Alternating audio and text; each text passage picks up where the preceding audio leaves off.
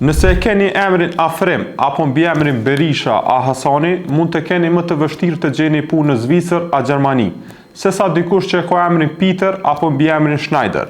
Diskriminimi ndaj të huajve po vazhdon në këto vende evropiane edhe më tej. Rasti më i ri është ai se ejtës, kur Gjykata Federale e Drejtësisë e Gjermanisë e gjobiti një agent patushmërisht për diskriminim. Kjo, mes nuk ja shiti pronën shtetases Humaira Wasem, por që më vonë e bëri këtë kur e njëjta ju prezantua si Julia Schneider.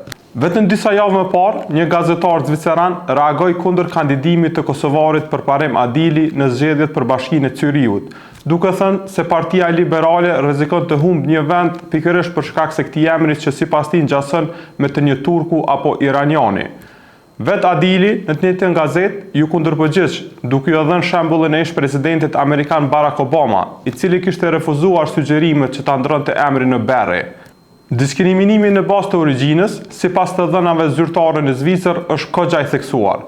Një studim i mëhershëm i Fondit Nacional që merrte si shembull pikërisht emrin Afrim, tregoi se 59% e të rinjve shqiptar janë të diskriminuar kur kërkojnë punë.